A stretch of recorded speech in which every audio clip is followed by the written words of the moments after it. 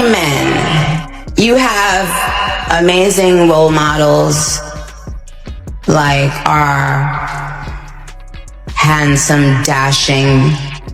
Yo, Jason Lee didn't just criticize Nicki Minaj. He sounded the alarm on her entire career. Not shade, not petty gossip, not social media noise. This is the kind of scrutiny that can end legacies. According to Jason, Nicki Minaj didn't merely make a bad decision, she sold out. She sold out her fans, her culture, and went full MAGA in front of the entire world.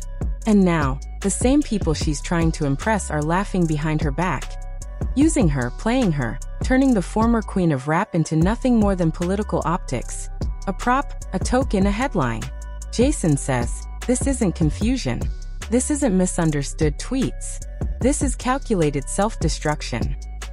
From attacking the LGBTQ+ community to praising Trump like a devoted supporter, she's alienated the very fan base that built her career. One move worse than the last. The internet is dragging her. Celebrities are distancing themselves. Even longtime supporters are asking, what happened to Nicki? But here's the darker side. Jason claims the industry already sees it. Behind closed doors, they're not respecting her. They're mocking her, smiling in her face while watching her crumble in real time. Tonight, we break down the interviews, the receipts, and the moments that may have marked the point of no return. This doesn't look like a comeback story anymore. It looks like a collapse. So the real question is, did Nicki Minaj destroy her own career? Or did Jason Lee just expose a truth nobody else had the courage to say? Hello guys, I'm with my favorite president, the best president of all time. He gets to hang out with young and have 50 different wives. The second Trump praise clip ended, everything changed. No music, no jokes, no edits to soften it. Just Nicki Minaj smiling, hyping up Donald Trump like she was standing next to a hero. For a lot of people watching, that wasn't funny. That wasn't sarcasm. It felt uncomfortable. This is the same woman who once publicly criticized him. The same artist who built her fan base on culture, empowerment, and speaking out against systems that targeted people like her. When that clip hit the internet, it didn't feel like a random moment. It felt like betrayal. Within minutes, timelines exploded.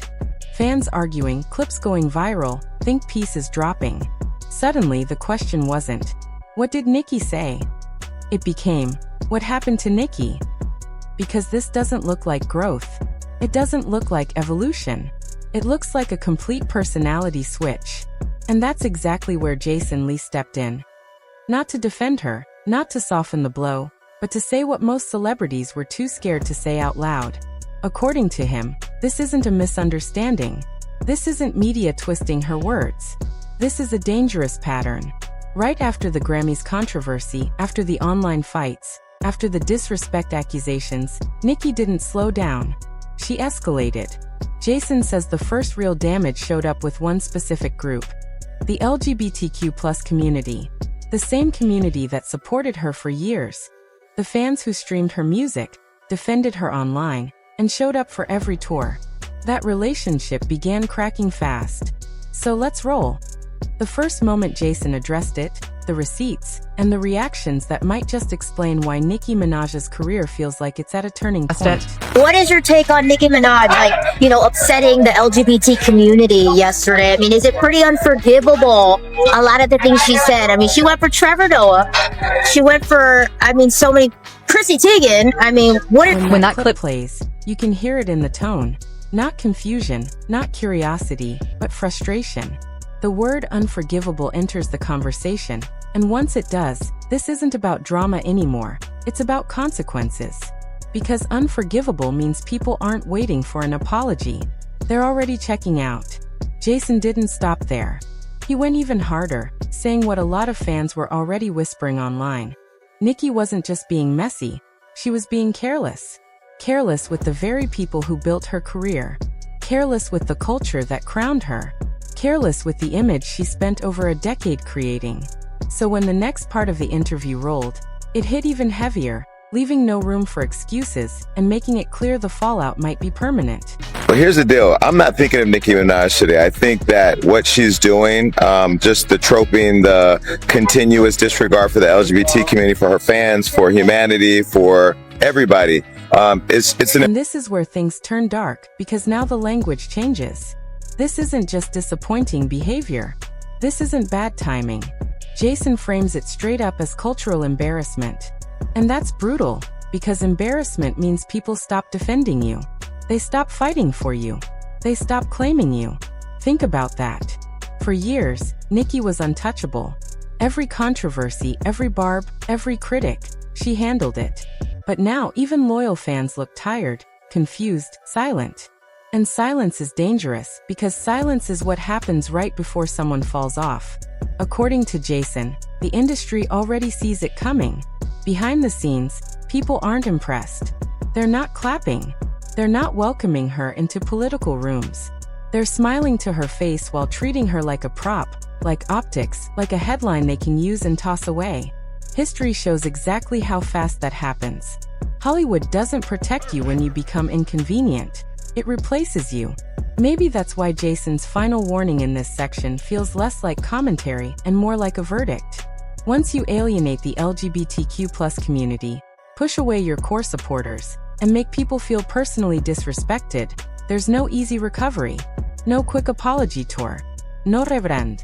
So let's roll the next moment and see exactly how it all unfolded. Next moment. He pretty much said about the whole everything. I mean, there's no way of coming back from this, right? Short. Direct. Cold. The message is simple. Some damage doesn't heal. Some bridges don't rebuild. And if Jason Lee is right, what we're watching right now isn't just controversy. It's the beginning of a collapse. Because when the crowd that made you famous stops writing for you, the spotlight gets real lonely. And for the first time in a long time, Nicki Minaj doesn't look untouchable. She looks exposed. By this point, it wasn't just backlash anymore. It started feeling like isolation. Once Jason called out the cultural damage, once the LGBTQ+ community controversy exploded, something else quietly started happening in the background. Nicki wasn't defending herself. She wasn't clarifying. She wasn't walking anything back.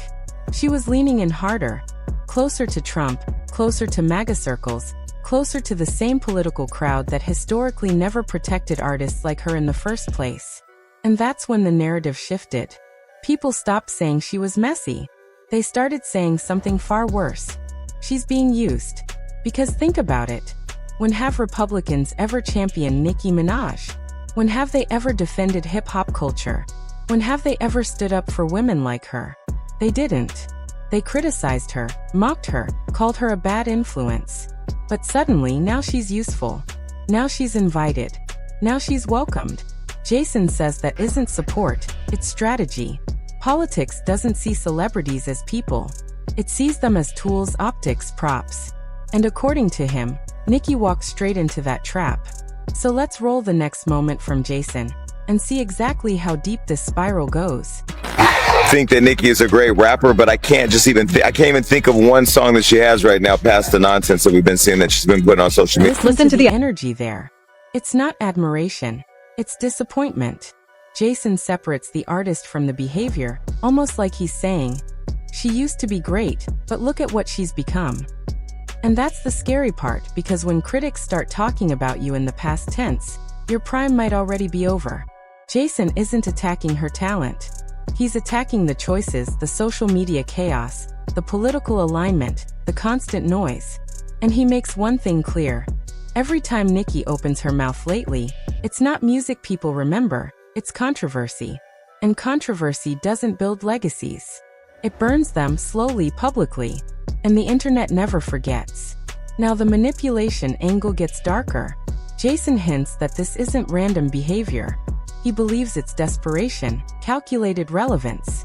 Like someone who knows the spotlight is fading and will grab anything to stay trending, even if it costs them their core fan base.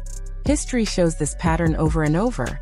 When artists feel their dominance slipping, they shock, they provoke, they align with whoever keeps cameras on them. Even if it means standing next to people who secretly don't respect them. Even if it means betraying the very communities that made them rich. And maybe that's why the next part of the interview hits even harder. This time, Jason stops being diplomatic. He goes straight for the character. So let's roll it.